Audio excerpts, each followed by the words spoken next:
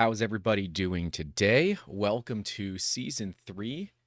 I believe it's episode 22, but I might not have changed. Nope, didn't change the number correctly. It's definitely episode 23. So let's adjust that before we move forward. Of the Making Awesome podcast, we're going to be talking all about additive versus subtractive at the end of the day, but also getting into 3D printing versus injection molding versus CNC milling and why, it matters and why it matters. Yeah, Mad Cat, I did put some stickers in your order, but I did also forget to send it for like 4 days. So that's on me. Got a couple of people here hanging out. We got Jim saying sup. Anners is here. Jake the Joke Goat is here. Got Mad Cat USA, of course. Zombie Hedgehog is hanging out. Ronnie is here. Ronnie, we're going to get to your question. You asked about the Snapmaker Artisan and how a 3-in-1 machine kind of plays into all of this. So I am really excited to talk about that. But if you guys are watching live, you can please like the stream, of course. Subscribe if you haven't. And if you want to support us financially, you can do so by heading over to Patreon or YouTube channel members. Links are in that description down below, where you can support us for as little as $1 a month to help make this content possible. For those that don't know, I did a 6.5-hour stream yesterday, so I am exhausted. And I promise you, this stream will be shorter than 6.5 hours. So, we've got that going for us, which is nice. Victoria's here with me as well, although she's a little reclusive. She is hanging out, which is always good. Justin Miller said, I just shut off yesterday's Rage Fest to watch this. Yeah, Shotgunner5609 is here. Noobs Fan Sub is here. Thank you all for hanging out. Bill Todd says I fell asleep. Did he fix the bamboo? No, I didn't. Let's give a TLDR of that stream. The bolt stripped out. We tried to cut it, like to cut a slot in it. It's still stripped out, and I then reverted the entire boards of the printer that we were replacing back to the ones that were broken because the broken ones still worked. I spent 6.5 hours effectively doing nothing but changing the fan inside of the printer and changing the tool head covers, because that is literally the only things that actually went right on that entire stream. So that was an interesting one to say the least, but that's the way that it goes. You win some, you lose some, and thankfully Bamboo has agreed to do a return or give me my money back. So you know what? While we're here, we might as well add a poll. Return or replace the bamboo. Because, yeah. I don't know which to do. So there you go. You guys get to decide, are we returning or are we replacing the bamboo? So of course there will be a video where, I'm sending my bamboo back. We're going to talk about all the problems that we've had and all of that. So yeah, anyways, not the focus of this video, or this stream. We're going to be talking all about 3D printing, CNC milling, injection molding, which are really some of the big reasons that people look at this industry in the first place. They want to start manufacturing. And a lot of people believe that 3D printing is totally acceptable for manufacturing and use components. By and large, that answer is no. But there are certainly some edge cases where, yeah, it actually makes a ton of sense to do 3D printing on the large-scale production side. It might be because you're not really willing to, shell out the cost of a mold, which involves CNC milling and injection molding. You don't have the space for the inventory, or the part is so small, it just makes sense for you to 3D print it. Because ultimately, if you already have the machines, your cost to produce something goes down considerably. If you don't have the machines, if you don't have the skill to do it, and you're not willing to learn, outsourcing to somebody like 3D Musketeers is possible, but it is also significantly more expensive than doing it yourself. Now, when it comes to CNC milling and injection molding, those are a whole different animal. And even cheap CNC milling machines are 10x the cost of a decent 3D printer. So there are some things to think about here. Let's get further into this and see where we can dive into 3D printing versus CNC milling versus injection molding, because there's a lot to unpack here. We've got some issues that we should talk about, right? 3D printing is not the end-all be-all when it comes to manufacturing. I love 3D printing. I have way more 3D printers than I have CNC millers or injection molders. I don't have any injection molders anymore. I used to have one. And the reason for that is it's easier, right? 3D printing does not require like legitimate hardcore training to be able to do it. And you might say, well, Grant, it kind of does. I'm going to tell you, it doesn't. You can pick up a 3D printer for next to nothing, right? A Sovol SV06 is going to run you $240. SV06 Plus is going to run you around $300 and start printing tomorrow. And it'll work. By and large, you're going to have a great experience. If you follow the instructions, it's going to work great. Both of mine do. But when you look at reliability and you look at speed, unless you have an army of these things, you're not going to compete when it comes to doing further things. But really, 3D printing is the most affordable option here, right? A cheap mill, right? Let's look at like a Tormach, okay? I know there are ones that are cheaper than Tormach, right? There are some edge cases that are much more affordable. Like you can get a 3018 mill on Amazon for like $300, but let's be real, nobody wants that. They're not bad if you're just starting, but if you're trying to take this legitimately seriously, those machines can barely hit 5 thou of tolerance, and a lot of machinists will chase zeros where they're hitting 1 or 2 10,000ths of an inch. And unfortunately, milling is all in the standard increments. Maybe that's just a thing here in the States, but I'm fairly certain the understood sizing for milling is all in inches. So something to note there. And I'm going to be using inches for that. Because I think it makes sense. Justin Miller says, I've had 1.5 millimeter bolts strip out of Prusa's, except I don't think Prusa uses M1.5. Anyways. Yeah, Jake says the worst of all is that the plastic color didn't match. Yeah, it was pretty bad. But all right, 3D printing, right? If you're here and you're listening to this or you're watching this, you probably like 3D printing. It's a thing. You probably like it. And I'm realizing that I don't have any up buffers. I'm going to change that because it's going to bother the ever-loving hell out of me if I don't. Let's move me down a little bit. Okay, good. All right. A little bit of buffer on the top. Makes me feel better. Okay. Sorry. That's the ADHD kicking in. I was like, it's bothering me. Have to fix it. Anyways, cool. If you're here, you probably like 3D printing, and you probably own some 3D printers, or you're looking at getting a 3D printer. You might do 3D printing professionally, and you would probably call that additive manufacturing, right? But you may or may not have anything at home. 3D printing is a great way to rapid prototype. It is basically the best way to do it because the tech has come a long way in the past. What I would say 2008 is when we had really our first commercially available 3D printer, right? Maybe a little bit earlier than that. It really wasn't much earlier than that. And while 3D printing has been around since the 80s, it's been more concentrated around the SLA market and not MSLA, right? Specifically laser on vat of resin.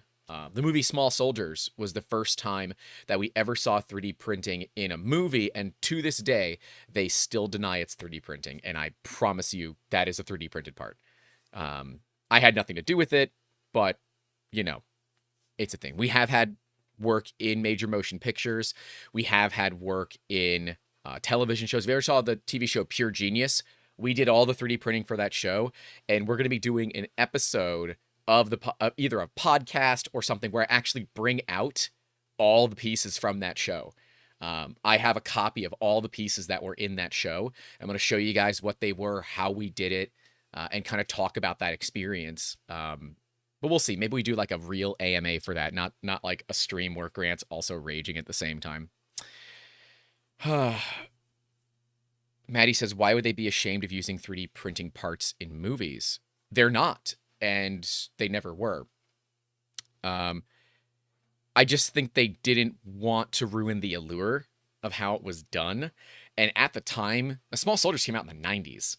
3D printing was in no way, shape, or form ready for that kind of thing, right? 3D printing was not mature enough. And it is a 3D Systems machine, but you don't ever see the logo on it. But people that have utilized those machines, like, yeah, this is a 3D Systems, whatever the hell it is. So, yeah, I don't think they're ashamed. I think it's more of they didn't want to ruin the allure. You didn't have to retract the message, though, Maddies. It's totally fine. We got Super Caro here as well. Thank you for being a Patreon supporter. It was cool hanging out with you and some of the other Patreon members last night. Right after the stream finished, I said, I'm just going to hop in the Discord because I need to like decompress before I start saying things I'm going to regret.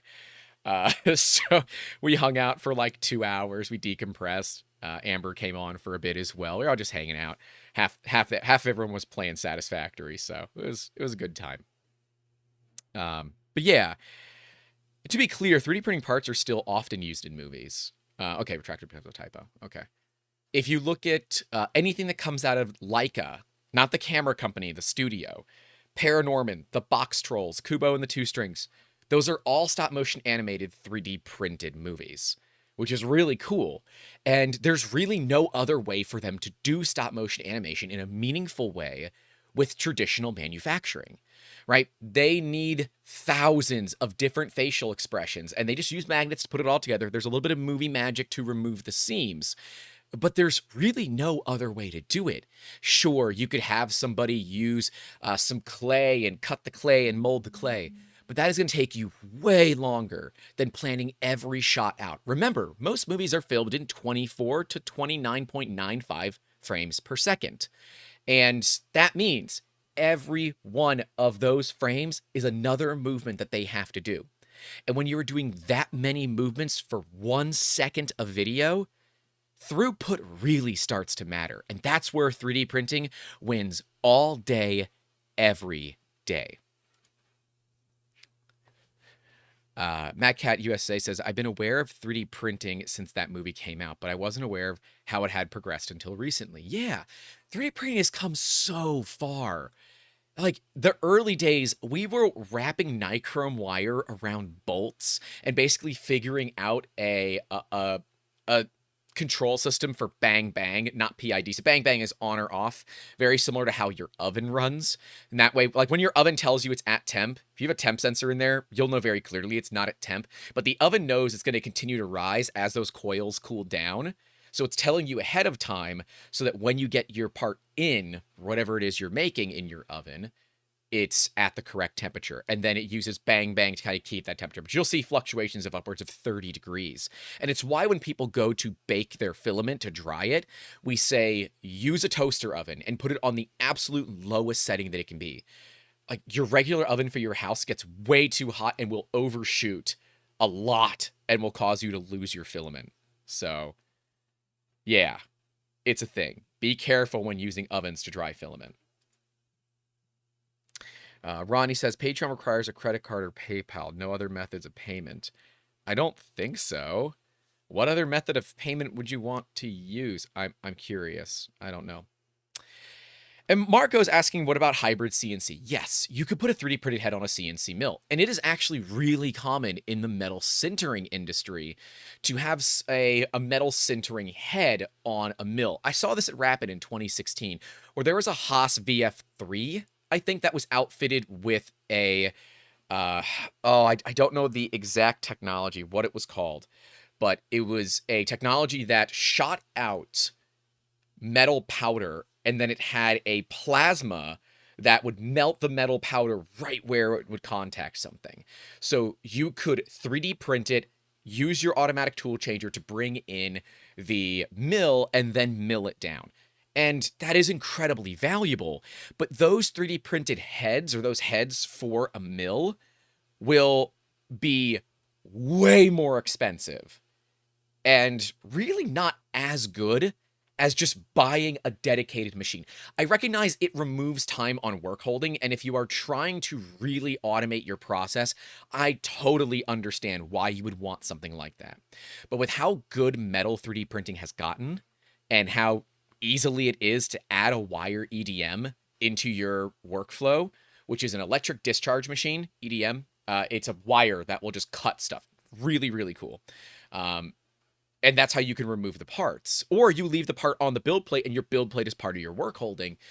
That I don't see a lot of companies using that hybrid method anymore. There are 3D printers out there that are also hybrid in that they have a CNC miller and a laser engraver, Snapmaker being the one that is the most popular. I have a Snapmaker A350T, and what I can tell you is it kind of sucks at everything. It's not a great 3D printer because it doesn't use PID. It's not a great CNC miller because it only has a 50-watt head, and it's not a great laser cutter because it is a diode laser, and it's a completely... there's an enclosure for it, but the enclosure is extra. The beam is exposed, and that's a problem if you're not spending all that extra money. I know that they have the J1 now, or this new Artisan series that is better, right? They've got like a 250-watt head, they've got a better 3D printer, and they've got a better laser. I think they've upgraded to a 20-watt diode laser. But I'm really not certain that it's a good move, right? If you're a jack of all trades, master of none, there is more to that saying, certainly better than a master of one.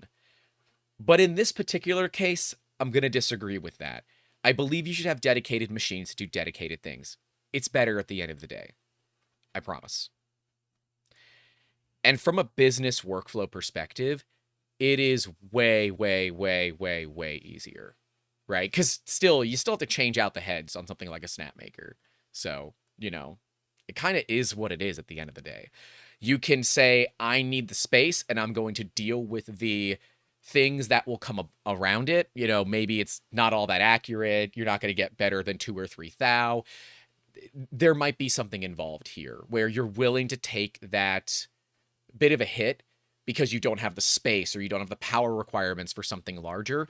And I totally get that. Work within your means, but don't take something that is legitimately worse than buying individual machines if you have the means to do it, especially if you're going to do this as a business. If you're a hobbyist, there are totally different worlds that you operate in, right? Chasing zeros as a hobbyist is something that you do for fun. Chasing zeros as a business is something that you do for marketing. Because if you can show that you're hitting 1 to 2 10,000ths of an inch tolerance, yeah, you're going to get business because there's not a lot of shops that play that game. So learn that and understand where you sit in that market. And if you are willing to go up to being a business and you're currently a hobbyist, again, work with what you got. Don't extend yourself further than it needs to be.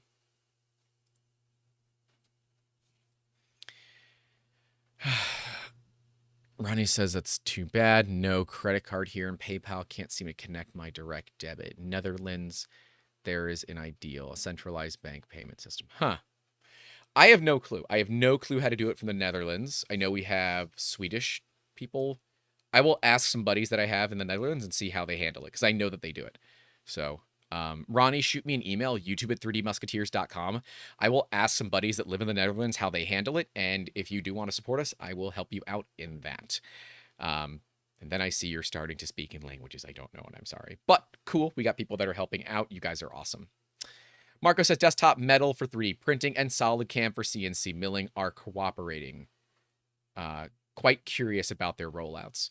So Desktop Metal is one of those 3D printing companies that kind of came out of the woodwork, and they started buying up a bunch of companies, right? We know this. They're a publicly traded company, or I believe they were recently delisted. I think they were recently delisted. You guys can check that. But we've had a couple of 3D printing companies that went public on a SPAC, which is a special purpose acquisition committee. and they have not been able to keep their stock price over $1, which means they get delisted. And you can reverse split your stock all that you want, but it clearly means that you've extended your business past where it is. And it's kind of time to go back to that private world. It's okay, though. This is the way that things work. Not every SPAC is good, but it certainly was the theme of the 2020 and early 2021 for the 3D printing industry. And if you guys are really old school, really old school, you'll remember that we've talked about this before. We've talked about all of that. But Desktop Metal does FDM metal. That's what they do. And Markforged came out with a competitor, which is the Markforged Metal X. I would rather buy from Markforged at this point. The Markforged Metal X runs about 120,000. The Burnout Oven, I think, is another 40. But the thing with Markforged that I'm pretty certain they've patented is their blacksmith program, which exists inside of Eiger, which is their slicing software. And on the X7 and above on their product line, so that's the FX20, the X7, and the Metal X, every one of those machines has the ability to use Blacksmith, which is a detection system that triangulates cameras to figure out the accuracy of your part as it is printing and is able to adjust on the fly printing parameters to hit numbers that you're trying to hit. And it is even compensating for the shrinkage that occurs during the burnout process and the sintering process for Markforged. And that, to me, makes their ecosystem kind of worth it. And yeah, it's a walled garden. A lot of the high-end printers are walled garden. That's just the way that it goes. But when you're able to have that much closed control that really does work, walled gardens start to become a benefit rather than a problem. At least in my eyes. Let's see. Jake the Joke Goat says, didn't Desktop Metal market a bunch toward the 2A community? I don't know, but honestly, if you're spending $100,000 on a printer to print 2A, just go buy 2A. Like, that's stupid. Oh, I'm blanking. Stratus has bought the company that was famous for making a fully 3D printed 1911. It was $40,000 is what they sold it for, but it was a fully 3D printed 1911, down to the springs, the barrel, everything was 3D printed in this out of metal. I forget the name. They were based in Texas. Of course, they were based in Texas. I forget their name, though. I believe it's initialed as 2 Ps. I could be wrong. Okay, so Desktop Metal is still on the New York Stock Exchange. All right. So current stock price is $1.78, which is not great. Not great. Why Baldred said, going public via SPAC can be sketchy. It looks like this is sometimes used to circumvent the SEC requirements. I absolutely agree. Yes, it is. Anners, yes, it is Solid Concepts. You're right. It's Solid Concepts. I thought it was PP, but I could be wrong. Solid Concepts is the right one. They are the ones that did the fully 3D printed 1911. And they got real famous for it for all the wrong reasons, because Cody Wilson was doing his big stuff back then, too. Let me know if you guys want an episode all about the 2A. Myself and the 3D Printing General have been talking about how we can do a podcast together and not alienate both of our audiences, because I believe there's some really cool topics that we can talk about regarding what is possible, but then also bring back to Newtonian physics and talk about why some of these are just stupid, but where you can have some fun and mess around and understand that as long as you abide by the laws, you're having fun. So I'd like to know what you guys think there. You know, and actually, let's make another poll. So I can see, let's see this poll. 28% say return, 72% say replace. So I guess that's what we're going to do. Let's do another poll here real quick. 2A podcast with the 3D Printing General. There you go. All right, so now you guys can let me know if you want to do one with a 2A podcast with the 3D Printing General. I think it would be fun. But, you know, again, we're going to talk about things very plainly. We're not going to, and I told them, you know, we're not going to get political about it. But anyways, 2A is a very, very segmented part of this industry. And very few people are doing it outside of the FDM world. That's what I can tell you. Like functional 2A, they're not doing outside of the FDM world because it doesn't make sense. There's no CNC milling makes way more sense for that, for reference. So all right, let's get back into it. When you look at high-end 3D printing, there are some cases where high-end 3D printing is the only way to do it. Let's look at specifically aerospace. Aerospace is one of those worlds where high-end 3D printing, metal specifically, and more specifically, Inconel 718 and TI-64 titanium are pretty much required for it. There are internal geometries in some of these new rocket engines that are coming out that are simply not possible by something like not possible by something like a CNC milling machine. And that means you really only have one choice. It's got to be 3D printed. And with Inconel 718, a metal that gets harder the harder you hit it, it likes that kind of thing, you end up with a use case scenario that is way greater than the sum of its components and way greater than something that could be done with traditional subtractive manufacturing. You're no longer limited by where you can get an end mill. You can do it layer by layer via 3D printing. And that is objectively really damn cool. Sorry, that was a great piece that I had to save. ChemNerd says one working Prusa can be repaired is a lot faster than a non-working bamboo that can't. Amen to that. Oh, by the way, this is the same filament that the bamboo was using, the exact same spool. I brought it inside. And this Prusa is printing a benchy. So we're going to see, and I'll take some photos of it. It'll be in Print Fix Friday, of how a Prusa does it versus a bamboo. And that will start to tell us, I guess I can look back. That benchy looks perfect. Benchy looks perfect. If we know it's a hardware issue or it's a filament issue. So there you go. And Duff, it was that bad, yeah. Super Kara says, I think it would be interesting, but might watch it / hide behind 7 proxies. I mean, yeah, if you guys want to use a VPN, you can, but that's fine. Yeah. Anyways, I don't want to go too far into that. Shotgunner 5609 says, kink shaming exotic metals. It is against company policy to kink shame. That is a actual company policy. Because we do often get people that want to do adult products with us, so we don't kink shame. That's not a thing. Unless they're into it, and that's a kink to get kink shamed, but I'm not going to go any further into that discussion. That discussion needs no further talks. Jake says he thinks I should return the bamboo and get a Prusa XL. Why not both? .jpg. I'm going to have both. Well, I might not have a bamboo, but I'm going to definitely have a Prusa XL. That's happening. But yeah, so 3D printing can really handle things that you're not able to do with traditional manufacturing. Undercuts and all of that start to be really, really tough on a CNC mill, unless you're going to go 4, 5, 6, or even 7 axis. And then you're also dealing with how you handle your work holding. For 3D printing, especially in the powder markets, do I have? I do. I have some powder parts back here. Let's take a look at some powder parts. Because, I just have these handy. This is it's an EV charging station. It's not very detailed, so this actually works just fine.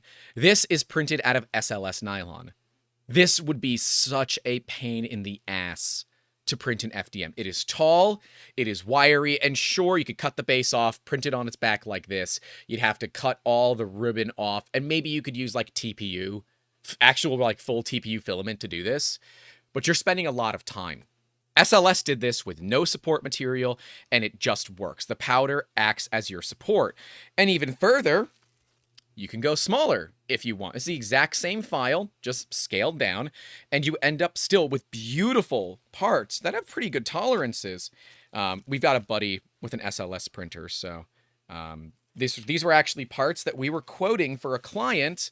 Unfortunately, I never heard back. This is from an HPMJF machine, which is also nylon powder, but it works a little bit differently. We can talk about that if you guys want. But for right now, just wanted to show you some powder parts so you get an idea of what they look like and why it's important and why it matters. because powder's really cool and gives you way more flexibility than you get with standard FDM or MSLA. And so ultimately, the average consumer of 3D printing only really knows the space that they're surrounded in, which is generally FDM/FFF and resin printing, which is MSLA or SLA. There is so much beyond this, and a lot of it works in the realm of lasers or binder jetting. So I've got binder jetting machines here. We've got a Z Corp 650 or a ProJet 660 Pro. They're the same machines. And that actually uses HP11 inkjet heads to push down some binder onto gypsum powder. Then it is cleaned out and infiltrated with super glue. But we're not going to get into the hard things there. But that process uses the powder as support. So the parts come out with no support material. I got to dust and clean all the powder off of it. But that's it. There's no extra work that's needed. The parts are ready to go into post-processing, which is super glue, preheat, wax, post-heat. We developed that process. That's a process that we developed that is now the industry standard for CJP printers, which is pretty cool. That's back in the day. And as Y. Baldridge says, the very big and very expensive, very industrial machines are very interesting to learn about. You should have added a very there. I added it for you because, it's cool. And don't get me wrong, right? There are so many opportunities for powder-based 3D printing, and we're seeing the prices of it come down even further. Matter Hackers just brought on Sinterit as a company that they're going to start working with, and Sinterit has the Lisa. The Lisa, as far as I'm aware, is one of the most affordable SLS printers on the market. Its build volume is really tiny, and if you want to post a link to Matter Hackers' website, you're welcome to the Sinterit line. But the Lisa is really tiny. But they have further divisions of the Lisa where it gets bigger, it gets a better laser. But ultimately, at this point, if I'm going to buy an SLS printer, I am likely looking at the Formlabs Fuse 1. Again, a bit of a closed ecosystem with Formlabs, but the machines really do work pretty well. And when you're looking at 50 grand or so delivered all in with the depowdering, mixing, sifting, and all of that, it's not bad. And nylon powder is pretty easy to get, and I believe that Formlabs allows you to use other nylon powder other than their own. But don't quote me on that. I'm not certain. Ronnie says, I have a client that is a bicycle factory for disabled people. They use Prussias for a lot of items, but also large HP powder printers and metal printers. So cool to do a coffee over there. Yeah, so the gray part that I showed earlier, that is MJF. That is multi-jet fusion. That is HP's version and competitor to SLS. It is a powder process, but it puts down a layer of powder, a binding fluid, and then it's got a secondary fluid that gives you crisp lines, and then it uses a heat lamp, a infrared heat lamp, to sinter the darker binder to the layer below it. That's how the process works for MJF. I was actually at Rapid in 2016 in Orlando for when MJF was first announced, and it blew my mind. MJF has come to completely change the way that people look at powder-based 3D printing because it is faster and it is more affordable, generally speaking. But it is still an incredible expense to get involved, and it is the HP method where they control every aspect of the supply chain for it, and that means that it can get a little more expensive when you look at your material cost. But it's faster. So a lot of times the speed increase makes up for the cost decrease. Is that correct? Making it go faster means that you can charge less even though your materials cost more. That makes sense. But yeah, powder is interesting. And there is so much opportunity for FDM in this world too, right? FDM is insane. Absolutely insane for what is capable. And we've interviewed the Virtual Foundry, right? These are people that make metal filament for your 3D printers. And all you need is a hardened steel nozzle, a diamond nozzle, and some hardened steel gears. I guess it's hardened steel or a diamond nozzle, or a ruby nozzle, and some hardened steel drive gears, and you can print metal at home. Now, you'll have to send it out to get sintered, but you can still do it. The thing is, it is very difficult with metal 3D printing to determine how a part will shrink, unless you have a system that is watching it all the time and is smart enough to understand that. The basic Prusa slicer is not smart enough to do that. Cura is not smart enough to do that. None of the free open source slicers are currently smart enough to understand shrink rates for metals. Hell, they don't even really know how to do it for ABS. It would be really cool if they did, and I hope that Prusa Slicer with their new measuring tool might be able to give you that ability in the future. What temps are they sintered at? Pretty much, it's incredibly close to the melting point. But it's not the melting point because that would obviously damage the part. I don't know the exact temperatures, and obviously for each material, it would vary. But sintering is a very hot process and done in ovens that are incredibly well insulated. And there are companies that do it here in the United States. I met one at the East Coast Rep Rap Festival, and they do a lot of the sintering for the Virtual Foundry. But yeah, it is more for pretty and less for practical. If you want practical, you gotta pay to play, unfortunately, as it currently stands. But if you're willing to pay, you have a lot of fun in that playground.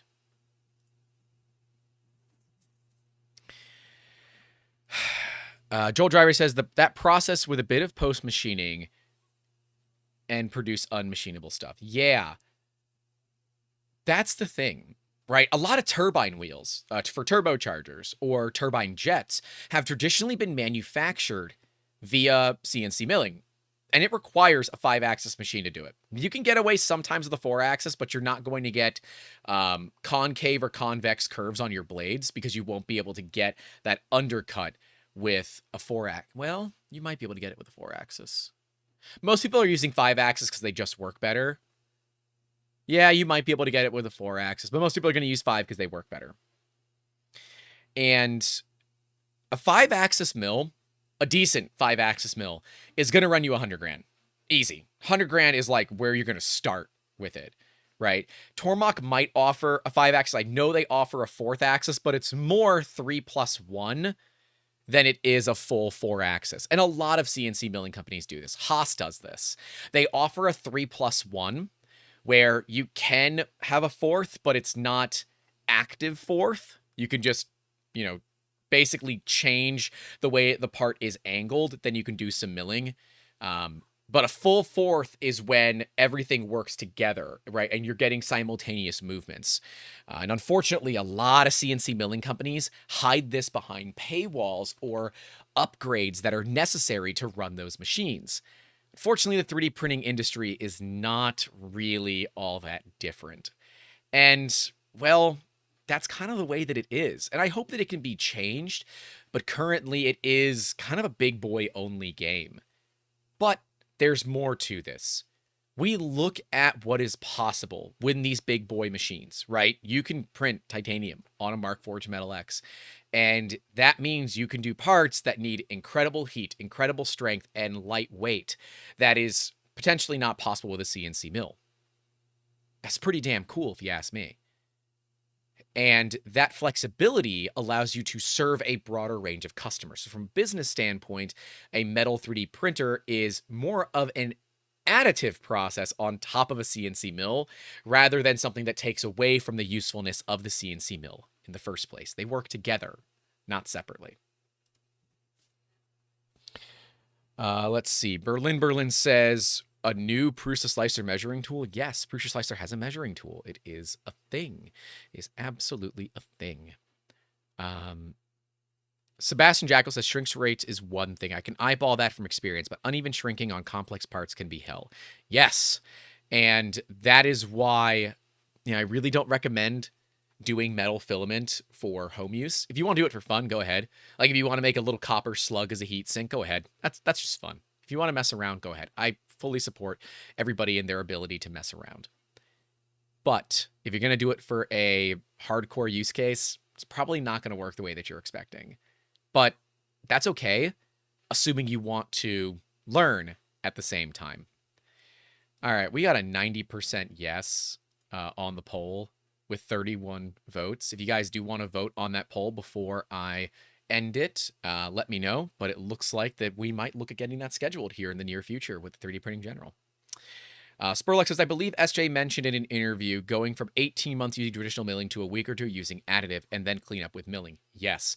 And SJ is the absolute badass of metal, right? Legitimately one of the subject matter experts in metal 3D printing. And I would love to have SJ on a podcast. I will reach out to SJ and see if they are willing to come on a podcast, because honestly, SJ knows their shit. Just straight up knows exactly what they're doing and has experience with the nitty-gritty behind metal. And they currently work for Velo with that big Velo energy, if you will. Velo 3D is really pushing a lot when it comes to metal. And there are some other companies as well. We have SLM that is doing a multi-laser system. We have Farsoon as well. I think they currently have the largest multi-laser system. But multi-lasers means multi-problems, because there's an overlap that starts to become a problem. We could get into that, but I believe that is beyond the scope of this specific talk. And quite frankly, that is absolutely an SJ thing. I'd love to have SJ on this podcast. Ronnie says that the printer is an additive to a CNC is a nice hop to the snap maker. I don't... No. Just no. No. Just no. Spurlock says 3D printing with lasers leads to sharks with lasers. I fully support sharks with lasers, to be clear. I fully support that. All right, we're going to end this poll here. So we got it. So, okay. Let's go further in this process, right? Where do we have our switchover between 3D printing and CNC? Generally speaking, it's looking at each individual project.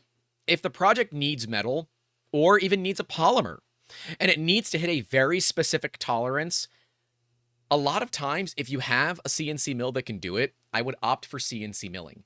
A block of PEEK or a block of ABS, a block of Delrin, HDPE, are all relatively affordable, although PEEK is not affordable. But, most polymers in a block are affordable.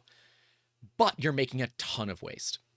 CNC milling is often called subtractive manufacturing because you're taking away something. You're starting with a big block of something and you're cutting it away to make something else.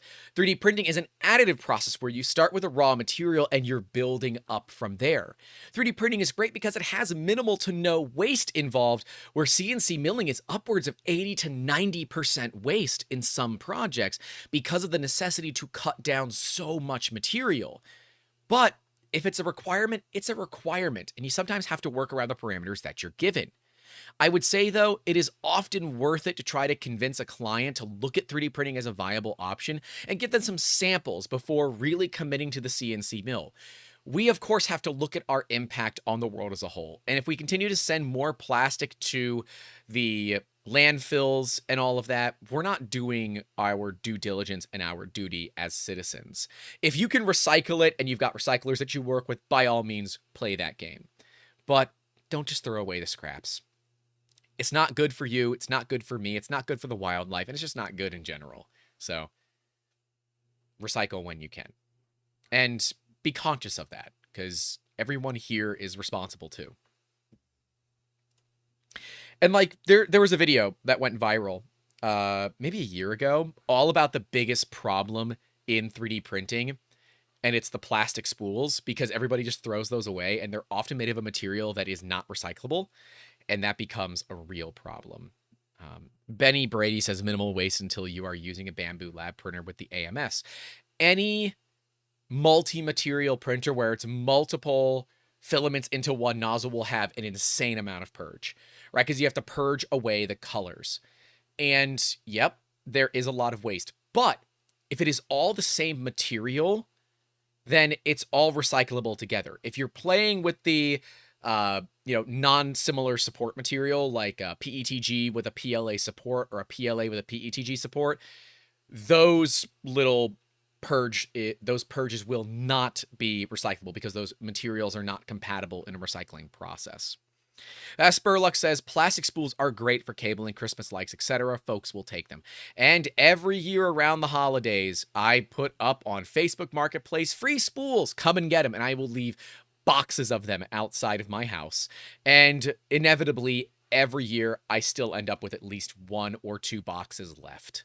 That's why I love the cardboard spools, because outside of the glue that is used in them, they are pretty damn well recyclable.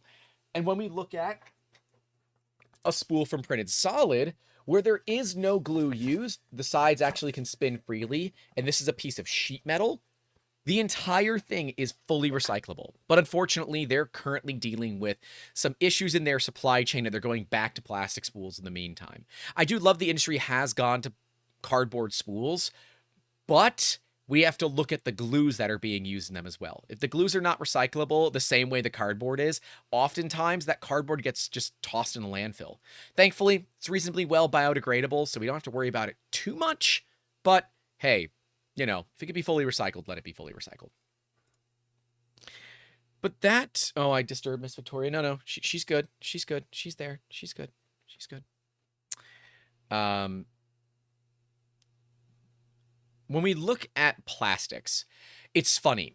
The one plastic that's infinitely recyclable, that needs no extra material, often does get some, is polystyrene, one of my most hated plastics. It is truly one of the worst because it does not really biodegrade ever, but it is often used in the spools because you can cut them down and re-extrude them without any extra nonsense. It just works, which is really cool. And as Benny Brady says, the best idea is still the master spool concept developed by Richard Horn. I agree. I love the master spool concept. It would be a lot easier for us to have multiple colors, but it would be more complicated to store the filament for sure. Definitely would need to get a little bit more, interesting when it comes to filament storage, because as a company, I go through tons of different colors, and I can't just have coils of filament without them being kept together sitting on a shelf. So I don't know if the master spool would solve a lot, but I guess I would need a master spool for every color that we have, which might be more complicated than it's worth. Cardboard spools might be a better solution. But is it a solution? Is it a band-aid? What is it? I don't know. CNC has the same problem, right? If you're CNCing metal, a lot of machines will have an Archimedes screw that carries it out to a hopper. The machine in the thumbnail is a Haas mini mill that has not only the feeder system, but then the hopper system that basically drops it into a bucket. And that bucket you can then give to a recycler who can recycle it and remake that metal. However, if it is dirty metal, where the metal is mixed together, they give you significantly less for it versus clean metal, where it is all aluminum and it's all the same aluminum. So if you're running a shop that makes the same part all the time, you get more money for that recycled metal.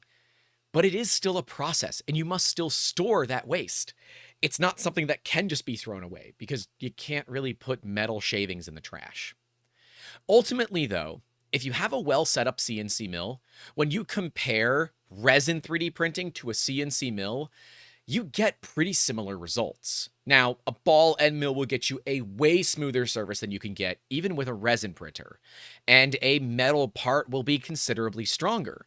But if you do it out of a similar material, let's go with a, reasonably decent tough resin up against a Delrin HDPE, high density polyethylene. Delrin would be acetyl acid. You end up in a situation where the parts will be pretty similar, and you'll run into issues with heat on them before you run into any other issues. The big problem with resin 3D printing is that it is brittle, and over time it gets more brittle, especially with exposure to UV light. When you look at materials that are milled, that are plastics, you don't have that problem, unless it is a material that is already susceptible to UV light, like ABS. ABS is incredibly susceptible to UV light, and that's why the dashboards on a lot of cars that are older start cracking, because that ABS wears out from all of that UV light hitting it. It's not good.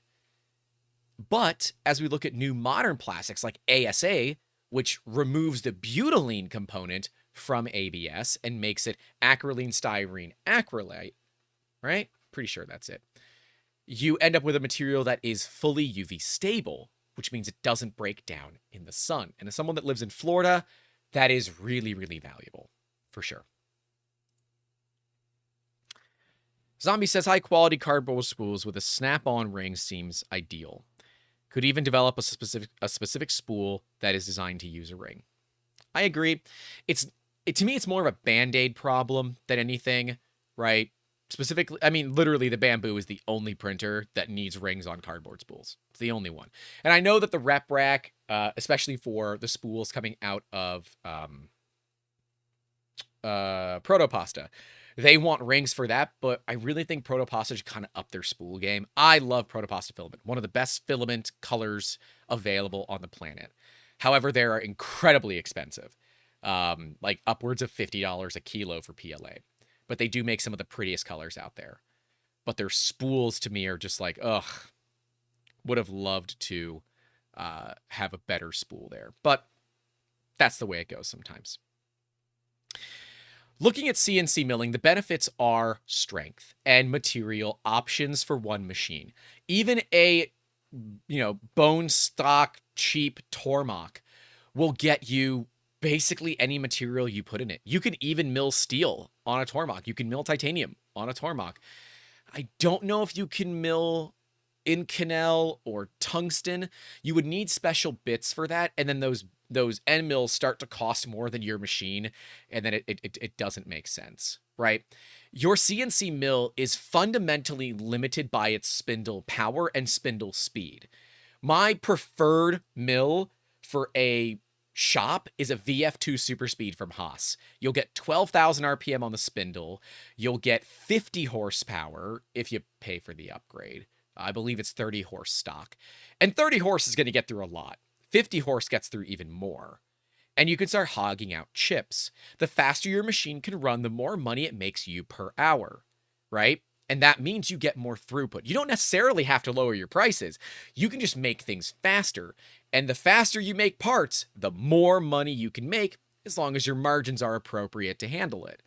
But at the end of the day, throughput equals money. And if you're not really worried about throughput, then you're probably not in the business of making components on a CNC mill. Mills are more designed to run production, whereas a 3D printer is more designed to make one or two pieces. But that really comes down to how their motion systems operate. It is ball screws and bearings versus lead screws, if you're lucky, and linear ball bearings that are much, much smaller. It's a totally different world. And yes, there are printers like the Pantheon that are effectively, when you give an engineering team the job of building a 3D printer, but you forget to give them a budget, and when they ask you for it, you say whatever is necessary. And that printer is amazing. I would love to get one. And I guess ABS is acrylonitrile butadiene styrene. Yeah, I'm not a chemist. Sorry, you're not going to get chemistry out of me. But yeah, CNC milling is way, way, way different, right? And yes, when you start looking at edge cases of 3D printing, it can start pushing into the CNC milling where they start to compete, but they are more complementary than you might think. To get into injection molding, you must first have a CNC mill. And before you say, well, Grant, I can 3D print molds. You can, but if you get 5 to 10 shots out of them on any decent injection molding machine, you're lucky. And sure, you can go get a Morgan press, which is a piston style injection molder. You can get one that's hand powered for relatively cheap, like $500 or $600. I had a pneumatic powered Morgan press that I paid $1,200 for, delivered from AliExpress. Maybe it was Alibaba that I got it from. And while it was a decent machine, its shot size was like 35 or 40 grams, which is nothing. There's so little that you can do with that amount of plastic that it becomes a real problem at the end of the day, right? Most 3D printer spools are like 200 grams of material. So you need a big shot size to do that. That's why most injection molding machines use Archimedes screws, very similar to how 3D printing filament is made. If you guys remember when I toured Printed Solid, we showed you that big extrusion line that they had. It is a big Archimedes screw that forces that raw filament pellet through a nozzle at incredibly high temperatures to give you that filament at a consistent diameter. It's kind of cool, but it requires a shitload of pressure. We have a couple of our Patreon members that work in injection molding factories, and seeing the failures that come out of that make you just wince. You see machines that are $250,000 they're destroyed, right? Plastic under pressure, when your molds aren't set up right, will completely destroy a machine. You're dealing with compression forces that are upwards of 2, 3, 4, 500 tons of pressure when you're then injecting plastic or injecting whatever polymer you might be using into the mold. It is a whole different ballgame when you look at high-end injection molding. But to bring it back to something all about that a lot of us would understand, back in the human malware days, the 3D Musketeers and a lot of my local competitors, all but one local competitor, we all shut down our shops to produce face shields and PPE. And I don't give a damn what you feel about human malware. I don't care. This is not political. We're not getting into that. We were able to produce about 17,000 face shields in 3 weeks with all the 3D printers locally. At the time, I think I had a little over 24 printers, but a lot of them were resin. So we only really had maybe a dozen FDM printers. We ran 24 hours a day, 7 days a week for 3 weeks. And I think here at 3DM, we got just a hair shy of 3,000 pieces. We only ran for 3 weeks because my buddy, who owns an injection molding shop, took 3 weeks to get his mold cut, validated, and get everything certified. As soon as that 3-week period was done and he was ready to take over, he was able to do 10,000 pieces a day. That is where injection molding starts to win. If you are looking for production level work, you look at injection molding. The parts will be pennies on the dollar compared to 3D printing. Even if you buy the 3D printer and do the work yourself, it is still cheaper to get something injection molded. The problem is that whole time of getting that mold made is so incredibly expensive, right? Even cheap molds overseas are still going to run you between $2,000 and $5,000, and that's for a really tiny part. When you start looking at parts that are really complicated or have undercuts or need some sort of piston-driven system, right, where you have molds that are in the double digits of parts, your molds start to cost tens of thousands of dollars, and that upfront expense is due before your first part is ever delivered. Anecdotally, we can look at the story of the Dixon Ticonderoga, the number 2 pencil that everybody knows. It's the yellow pencil with the steel end with the pink eraser, right? The Dixon Ticonderoga. Everybody knows it. The first one cost over $1 million to produce. But the next one cost a fraction of a penny, because by that point, all that work had gone into producing it.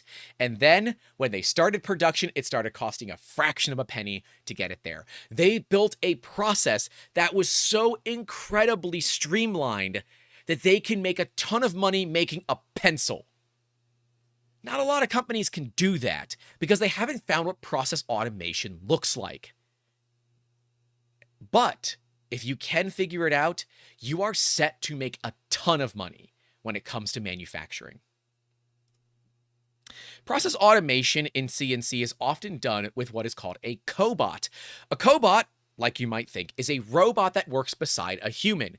This robot might take a piece of, normal stock, put it into a machine, tighten a vise, and then a human can come and check it. At some point, when the human has checked it enough times, the robot can basically run unattended. And then it might take the part out. From that point, a human would go and inspect it. A robot might be able to put it into something like a CMM or even use a high-end 3D scanner to validate tolerances, but that is often still done on a human level. So the robot, yes, does replace the job of a human, but a robot doesn't need union-mandated breaks. You don't need 3 robots to run 24 hours a day, and ultimately, while they do need some service, they're certainly cheaper than labor. Remember, in a business, Remember that in a business, your largest expense is generally people. And while it does suck to replace a person with a robot, if you are able to increase the throughput of your company by removing a job and adding a robot, if you are truly looking to make more money, companies will make that decision. But oftentimes, they will give that worker the ability to transition to a different job to still keep them on. Some companies will just fire them, but the right companies will transition them to be doing other things, whether they work on the off side of validating processes or they go into doing some other tech or some other part of the job so they can keep that person around. It always sucks to get replaced, but I think it sucks a lot more to get replaced by a robot. So be good to your staff members. Seriously, don't screw them over. Zombie says that would be fun to DIY a ball screw printer. I actually have, and I can't show it on camera. It's way too far away. A ball screw Z-axis for my big D-bot. We'll eventually do a video on that. Probably a stream where I work on it. It is a really cool thing. Ball screws have zero backlash because it's basically a ball bearing running on a screw. Big CNC milling machines use ball screws for every axis because they don't have slop. And if you run your machine and keep it running really well, those ball screws only get better over time. I have a buddy who bought a Herco VMX64. That is a CNC mill with a 64-inch X-axis. That is 2 meters. I think it's 2 meters. It's roughly 2. It's a little bit under 2 meters worth of an X-axis travel. That is defined as a shitload of X-axis travel. That machine is from the 90s. It literally has, the screen on it is a CRT display. That's how old it is. And yet, when it was being transported, when it was waiting for transport, it was on a very slight decline, okay? That decline actually had the table move because it was so well made. And even all those years later, that machine was still running 1 or 2 10,000ths of an inch of runout. That's insane. Okay, it's 1.6256 meters. Fine. Thank you, Madcap. Justin said it's 12:58 p.m. CT. Have you taken your medication today? I'm not going to answer that question because that's none of your damn business.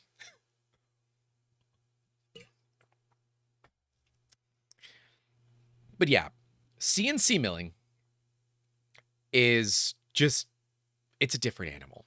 Find me a 3D printer with a 64-inch X-axis, and I'll find you a 3D printer that doesn't work very well. At least when you look at FDM. Now, there is like the Atlas system from Titan. Titan Robotics has the Atlas system, which is a multi-head 3D printer that is FDM. And they kind of will... They can work inside of each other, which is kind of weird. The heads can reach into the workspace of the other heads, which enable them to start connecting the lines. But it is still a weak point at the end of the day. But there are big FDM printers out there. They're just not all that effective.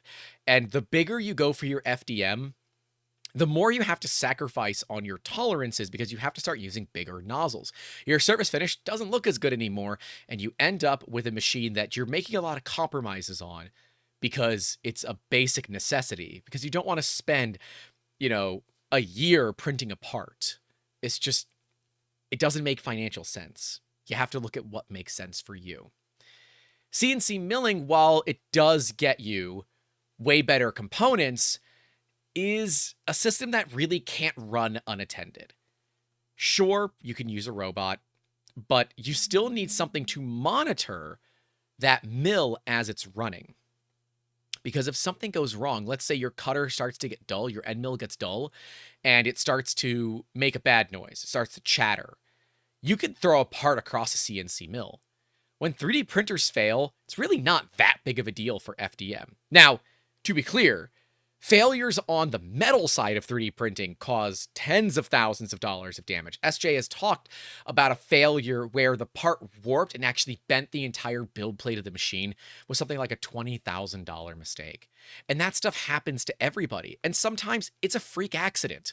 So don't be afraid of print failures. It is a part of the process. And when you're a business, you build in the chance of failure into your quotes.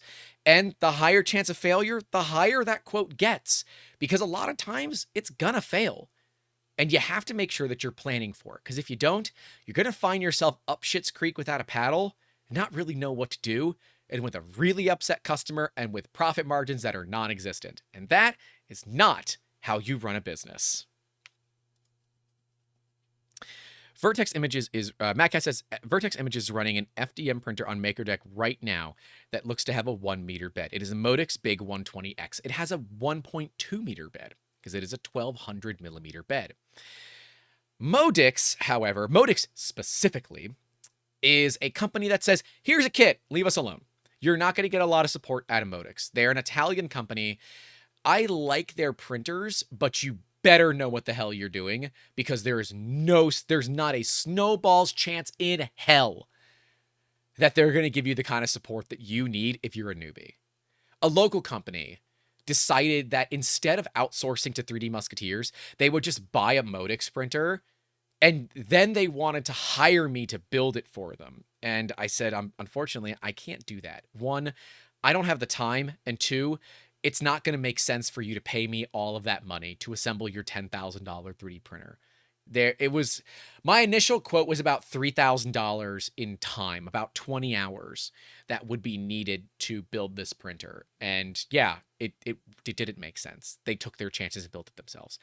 I don't know what their plans are, but hey, it is what it is. And as Ben E. Brady says, failures are a learning opportunity. You can teach you that your pricing is too low, teach you your pricing is too high. It can teach you that you need more lead times. It can teach you very valuable lessons. And as we like to say, you want to fail often, but make sure you're failing forward. Because if you're not failing forward, you're not learning. And if you're not learning, then you're not going to improve. And if you don't improve, you will ultimately and fundamentally fail at what you're doing. Don't be afraid of making mistakes, but be afraid if you don't learn from them. Because if you don't learn, you'll never grow. And then you'll be stuck. And you don't want to find yourself stuck, especially if it's a business. But this goes beyond business. This is every aspect of your life. Take that for whatever grain of salt you want to. Sebastian Jackal says, I originally was interested in a CNC router, but have no workshop. The idea of an end mill spinning at 15,000 RPM in my office steered me towards 3D printing instead. Yeah. I had an X-Carve, a Gen 1 X-Carve. I sold it because I never used it. It uses a DeWalt Palm router, and the slowest they run is like 12,000 RPM. That is stupid. That is so fast. And Open Build is actually local to me now, and I really want to reach out to them because I want to just go tour their facility. Would you guys like to see that? Let me know in the comments, if you all, or in the chat, I guess, if you would like to see a tour of Open Builds and how they do it. But the X-Carve is a great way to get into hobby-grade CNC milling, but the X-Carve can barely do aluminum or aluminium. You are not going to get it to do steel at any reasonable rate. And if you are really looking to do true milling, like proper milling, you need a machine that can do more than a 2 horsepower palm router. Now, don't get me wrong, there's nothing wrong with an X-Carve. But if you're looking at it from a real business perspective, rather than a prosumer or hobbyist or something other than like a sign maker, if you're working outside of organic materials and you're looking into metals, I guess, yeah, if you're looking outside of organic materials and looking into metals, an X-Carve just isn't for you. You need to look at an actual CNC machine. And similarly, there are a massive used market for machines out there. Injection molders, CNC millers, 3D printers. And I've talked about, if you want to build a farm of Prussias, this is the best time to do it. People are unloading Prussias at an astounding rate right now as they get their bamboos. But I have a feeling that those bamboos are likely not going to last. I'm afraid of issues like I've had starting to pop up as these machines start to age on people. And I still don't know what the hell is wrong with my machine. And we spent 6.5 hours on it.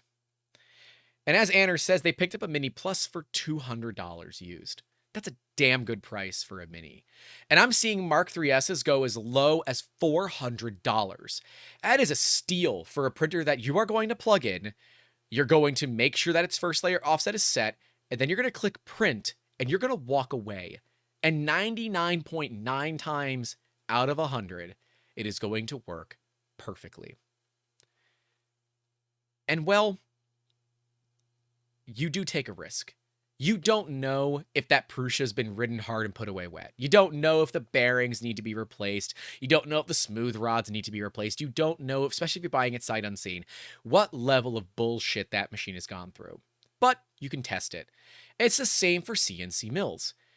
It is often that CNC mills will come up on the market with a lot of hours on them, but they've been well taken care of. And if you can get a part off it where you watch it get machined and you measure it for tolerance, if the machine runs well, then it might be worth the money, right? A Haas VF2 Super Speed, spec'd out to the way that I wanted it, was about 96,000 US dollars.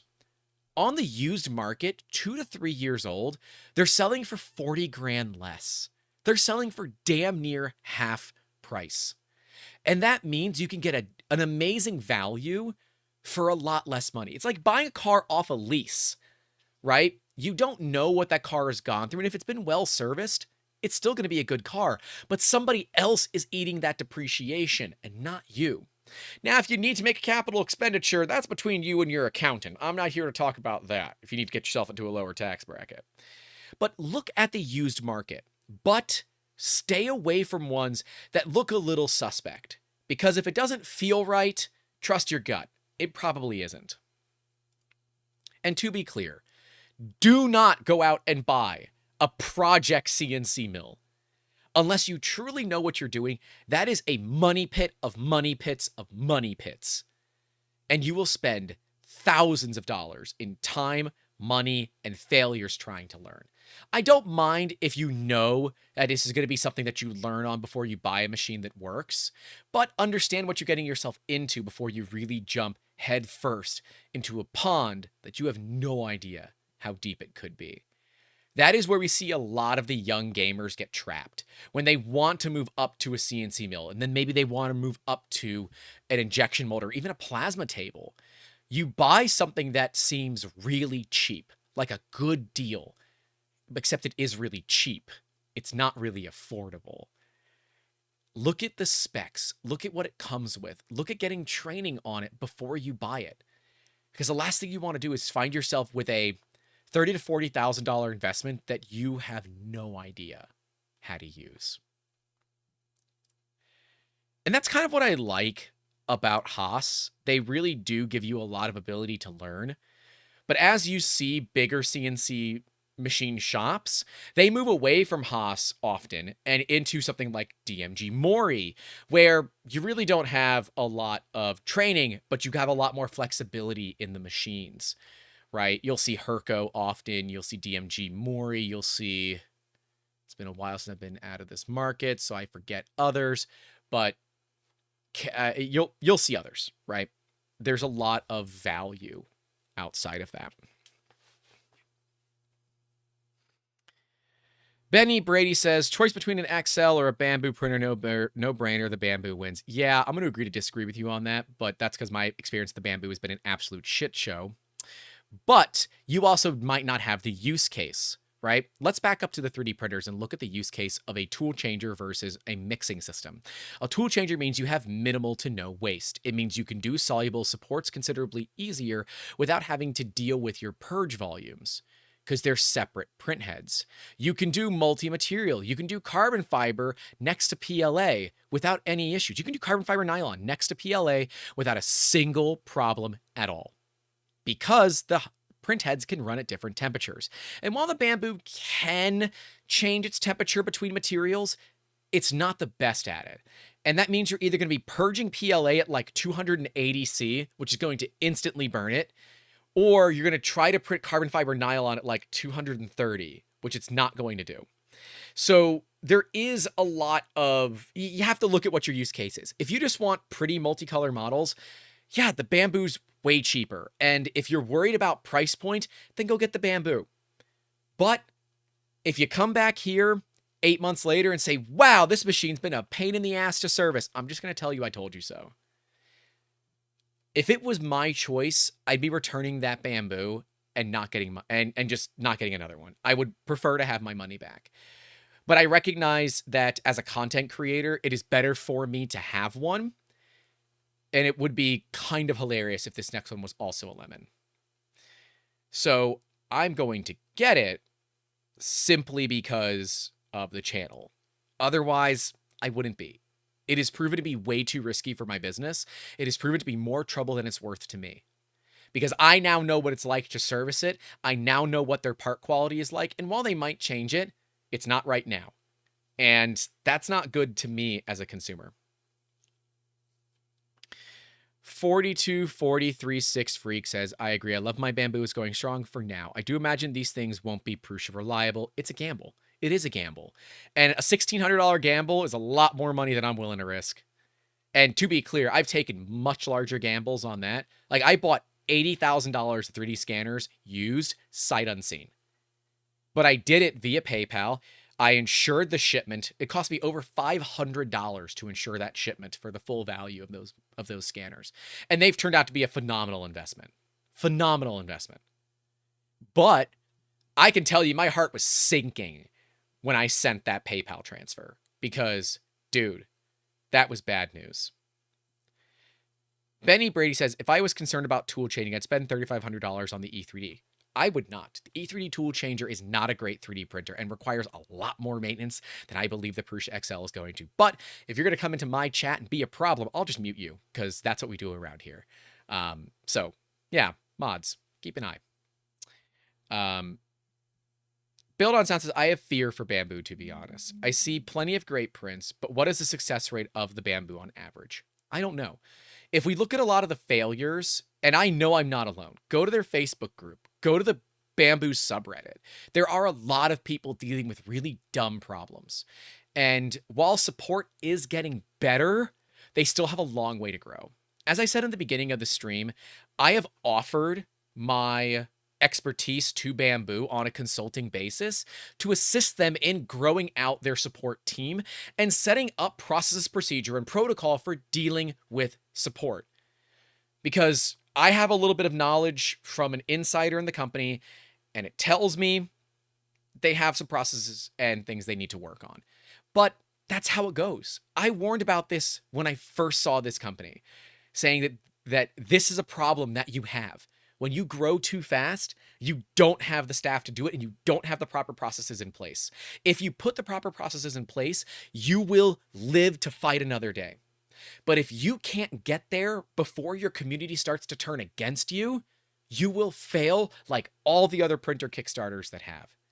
Every one of the 3D printing Kickstarters has failed, or the ones that have failed, is because they didn't know their market, they didn't know their money, they didn't know their processes, and or they didn't have enough people.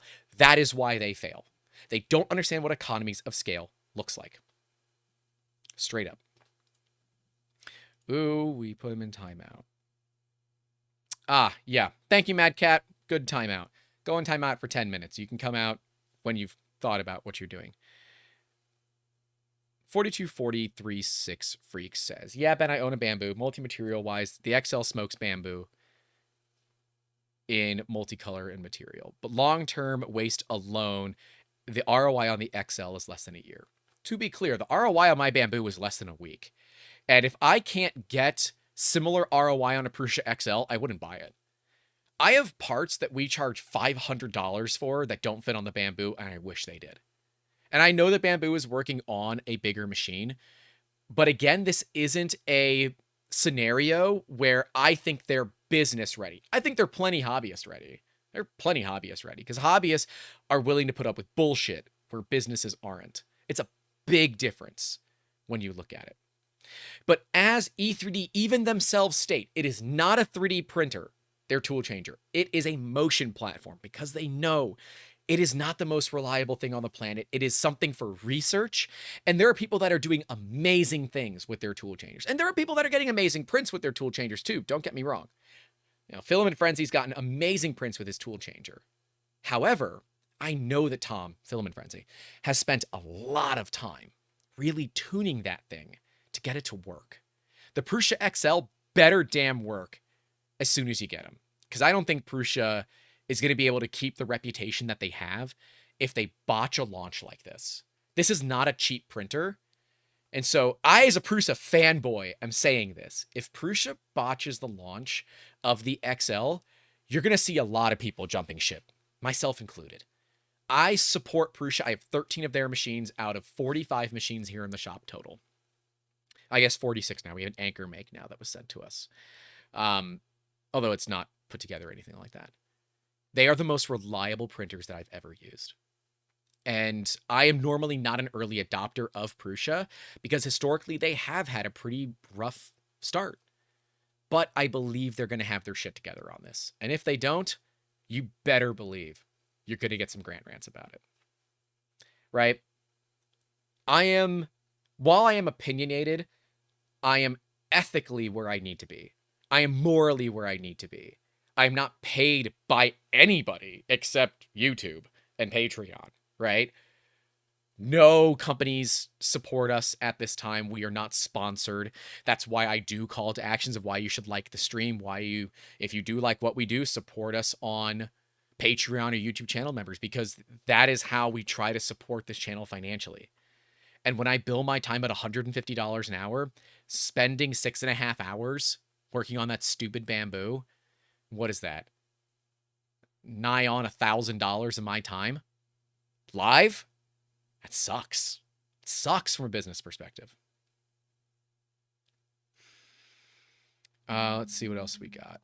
Super Kara says E32 changer is cool, but seems like another jack of all trades, master of none. I don't need competition.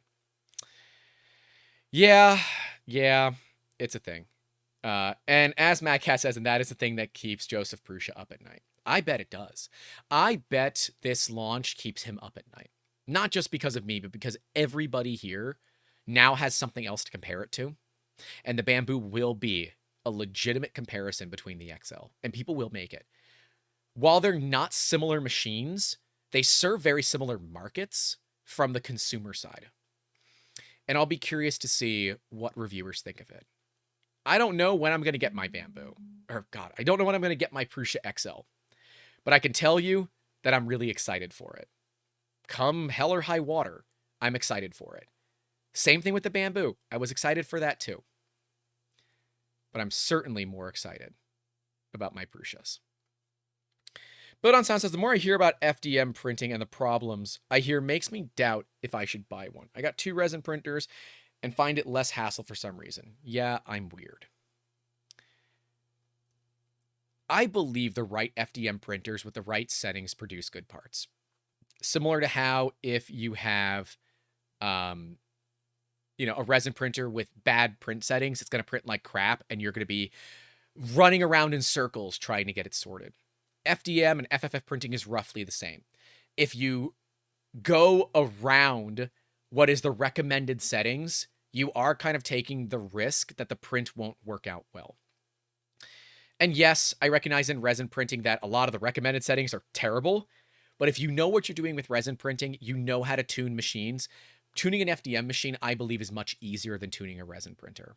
But with things like the cones of calibration, it makes it a lot easier to tune those resin printers. And there are calibration prints for FDM 3D printers, the Benchy being one of them, but there are calibration cubes and other prints that you can make that will tell you where your printer sits. And if you go through that effort and it all checks out, I think you'll have a good printing experience. And with how affordable FDM printers are these days, I don't think it would be all that excessive to spend a little bit of money to mess around. And if you don't like it, sell it. It's not going to hurt that bad, but you get an experience in an industry to decide if you like it or if you don't. And I think that alone is worth the price of entry when you look at really affordable FDM printers that are, $300 or less. As Ronnie Rothoff says, I am opinionated but not unfair. At least that's his views. And I would agree. Everybody's opinionated. I just don't hide it. And it means that we're not all that friendly when it comes to companies, right? They don't want to risk it. We just got a thing for a sponsored video from a company representing Frozen. They wanted to pay me $100 plus give me a machine for 2 videos that utilize the machine. I would have to buy my own resin to do it.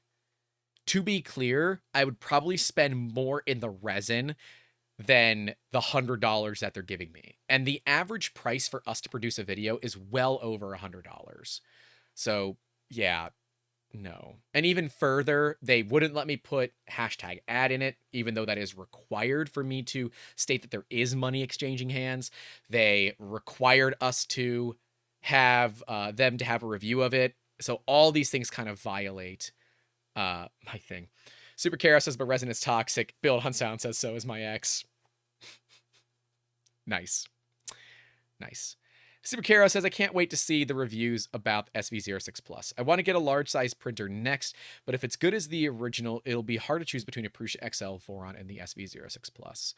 I think if that SV06 Plus is under $500, it's gonna be a CR10 killer. There wouldn't be a reason.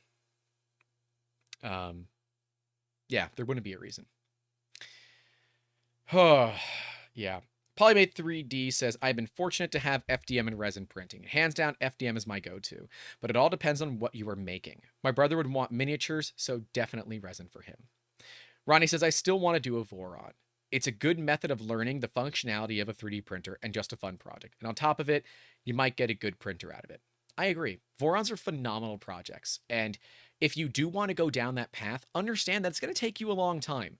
But you're going to come out of it someone that has learned a lot of lessons, that has learned a lot of valuable things, and is ultimately someone that is better at this industry when they come out. Give me just a second.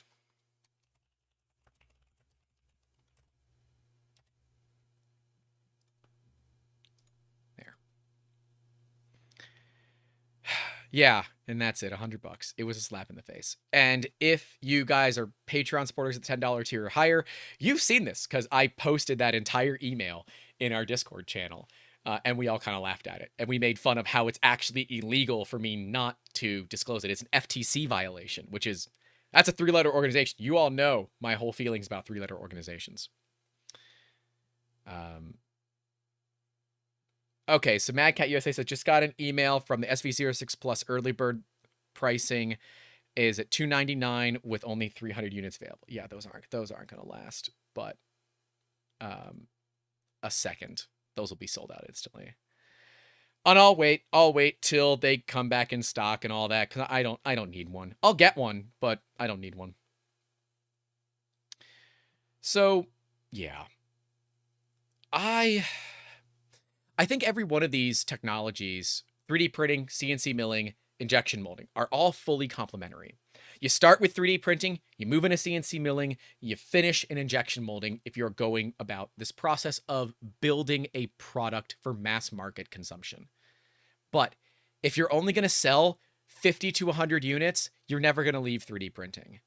If you're going to make it out of metal, you're probably never going to leave CNC milling. And if you're expecting to make millions of pieces, you're never going to leave injection molding. And there are other processes like roto molding, vacuum forming, and all of that, but I believe those kind of fit into the production level of things. Injection molding is what a lot of people consider for their projects because it's what people know. But remember that intellectual property is a big deal too. And if you go overseas, you can kiss that IP goodbye. There's not a lot of chance that people are going to abide by the things that you do. So be careful about that. But yeah, guys, Worst Peter says, do I consider IBM a 3-letter organization? Well, I don't own any IBMs, so I guess so. Anyways. Oh, well, they added a 4.3-inch touchscreen to the SV06 Plus. Damn. Oh, shit. Okay. Maybe I'll get one earlier. But all right, guys. I think we kind of covered this. And I'm really tired. I'm sore from yesterday from all that. I did not expect to be on set for that long yesterday. So I'm sore. My body is sore. So I think we're going to call this one here. I appreciate everybody coming out. Hopefully I have answered this. Oh, you know what? No. There's one more thing I want to cover. Nope. How to choose the right tech. I want to choose, because it's actually in my notes of what I need to do. So let's do how to choose the right tech. It comes down to the actual process that you're working on and what your end goal is. If your end goal is to license the product, you should never leave 3D printing. There's no reason for you to do that. Provide a valuable prototype that works, put it in front of investors, put it in front of companies that want to license it, and send it. Be done with it, right? Get your license money and go from there. But from that process, you also have to understand if you're going into full-on production, you don't want to do that with 3D printing. You need to look at what your general values are and what you're looking at for your project. If your goal is to get into injection molding, don't design for 3D printing to start. Design for injection molding, or DFM, design for manufacturing. If you're going to just 3D print it, DFAM, design for additive manufacturing. There are totally different worlds. Things like draft angles and fillets are necessities with injection molding. They are not needed for 3D printing, right? So you really need to know from the beginning what your plans are, or you pay for design twice. And if you're okay with paying for design twice, pay for design twice. It's fine. It works. But yeah. I think that's it. Yeah. All right. Now I'm going to call it. I have covered everything that I want to cover. I've gone through my list mentally, made sure I've covered everything. We've done benefits of 3D printing, benefits of CNC milling, benefits of injection molding, the downsides to each, how to choose the right tech, and the expected startup cost. We've covered that as well. So, thank you all for coming out. Enjoy the rest of your day. Stay safe out there. Don't forget to call your loved ones. And as always, keep making awesome. Season 3, Episode 23. Take care.